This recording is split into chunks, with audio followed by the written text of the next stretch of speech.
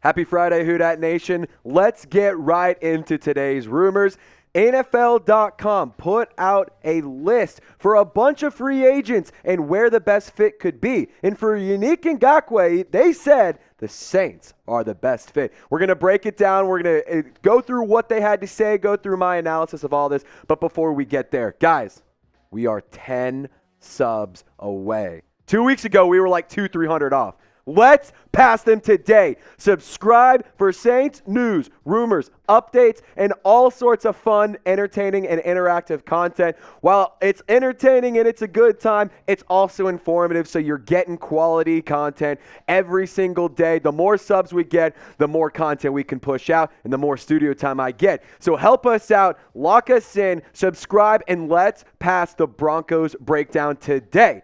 So let's get into what NFL.com had to say on Yannick Ngakoue. He said his next destination comes down to one primary question. Days from his 28th birthday, is Ngakoue interested in more money or chasing a title? With roughly $16 million available in cap space, it's really actually about $14.9 million. But anyway, the Saints might offer the best middle ground between the two for Ngakoue. New Orleans has an experienced defense that has proven to be effective in recent years, a defensive-minded coach, and an offense that might finally get closer to what it was in the Drew Brees era, now that Derek Carr is on hand. Oh, by the way, the Saints have a clear need at edge rusher too. So let's take a look at this potential defensive line depth chart. So if you add in Yannick Ngakoue, he's opposite of Cameron Jordan. He's next to Colin Saunders. He's next to Nathan Shepard. You bump Carl Granderson down. Peyton Turner moves to the DE3 there.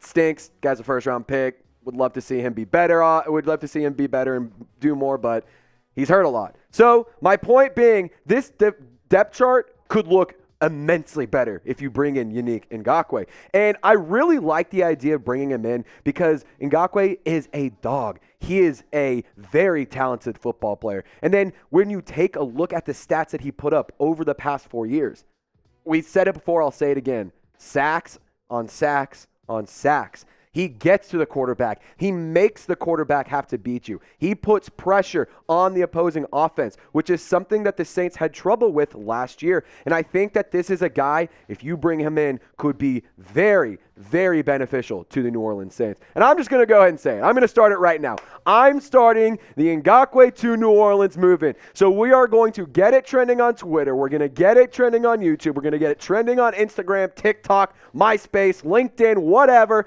I don't give a damn. We are getting Yannick Ngakoue to New Orleans. So help me out and join the movement. Type YN in the comment section to get Yannick Ngakoue to New Orleans. Ngakoue to New Orleans. Ngakoue to New Orleans. Ngakoue to New Orleans. Let's get him here. Let's go. Type YN in the comment section. If you get hit with the YouTube ad break here, take advantage of it. Scroll down. Type YN like 100 times if you really want to. Scroll back up, and we'll be playing the video.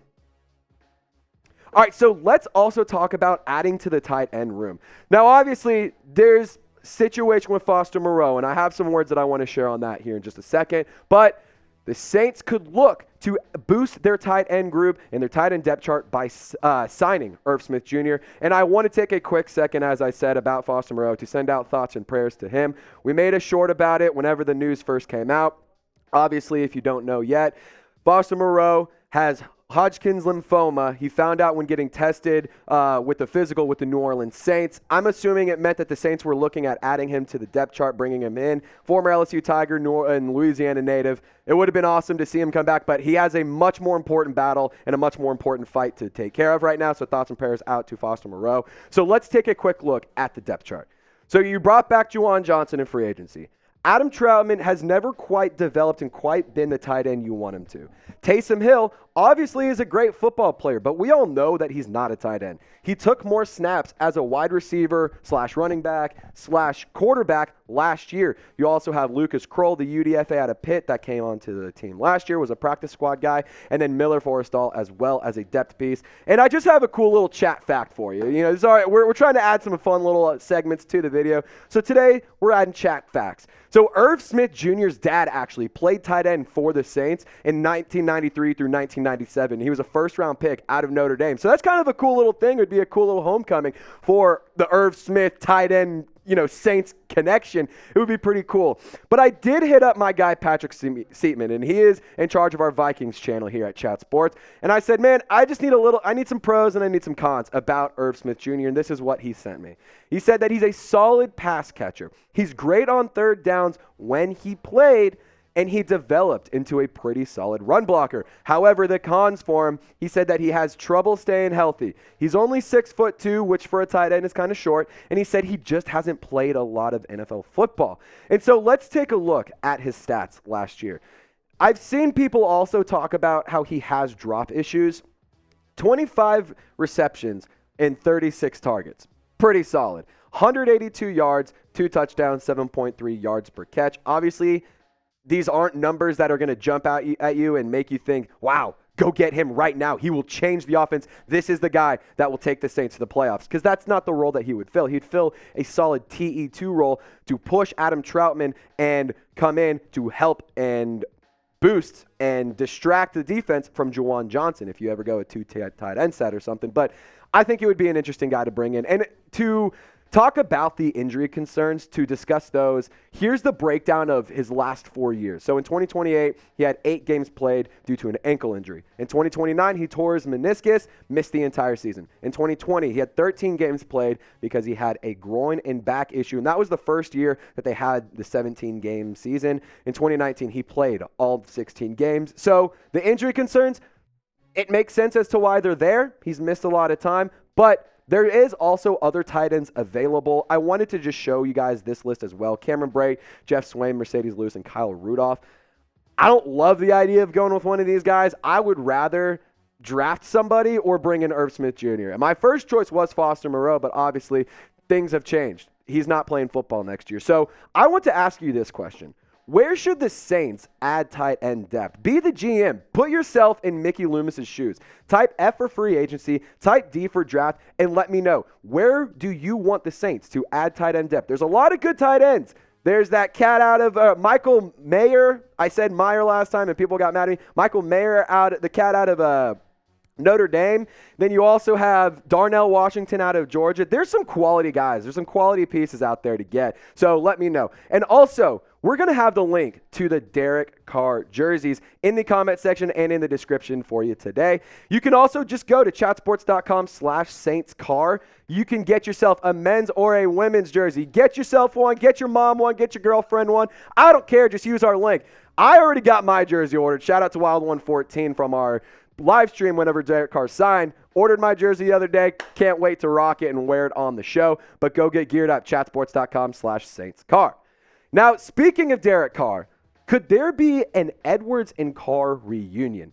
Now, there is a report out there from Nick Underhill saying that the Saints remain interested in adding another physical wide receiver. And so this is an interesting thing, because the Saints wide receiver depth chart, there's quality players on it. We took a look at it yesterday, but it's a little depleted on like the wide receiver 3 down to 4. And again, Rashid Shaheed, he has the potential and the ability to be a wide receiver 3.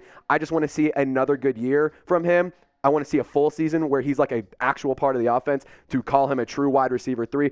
But there's just not a ton of good talent. But not good talent. That's not what I'm saying. There's just not an ideal talent there on wide receiver 4 and down.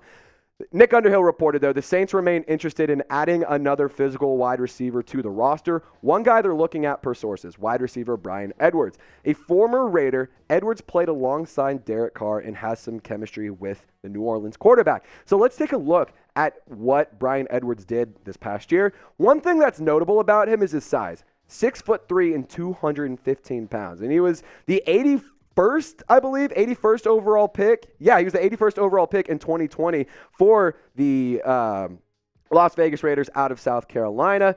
He has good size. He's a big dude. He can go and make contested catches. And let's take a look at the stats by year. So this is where things get interesting. So in 2020, his rookie year, 12 games played, 11 receptions, 193 yards, 1 touchdown. And as a rookie, it makes sense. It's the COVID season. There was there's a lot of things going on with that year, so it made it kind of difficult to get great production out of any rookie, really. But especially for a guy like Bryan Edwards, who was buried on the depth chart. 2021, 16 games played. You really saw him and Derek Carr get some chemistry and work it out. But then he come in, Josh McDaniels, yes, excuse me. He comes in. Playbook's different. He just doesn't fit. He ends up in Atlanta last season, 7 games played, 3 receptions, 15 yards. Wasn't a part of the offense. And we had our chat facts. Now let's talk some chat stats. So I've also seen some contested catch things about him. This kid he has caught 10 out of 19 contested catches targets in 2021. And the average depth of target was 14.4 yards, just under 14.5 yards. So he could be a deep threat. He could be a medium to intermediate to deep threat for the Saints offense. I think this signing actually might make some sense. I hadn't really done a lot of research on Bryan Edwards. Self-admittedly, didn't know much about him until I got in the studio and started making this script. But I actually really like the idea of bringing him in. But at the end of the day, the show ain't about me. It's all about the Who Dat Nation. So what say you? Should the Saints sign Bryan Edwards? Type S for sign, type P for pass. And if you made it to the end of today's video, I appreciate you guys so much. Thank you for tuning in. I hope you have a wonderful weekend. Y'all stay golden. We'll catch you next time.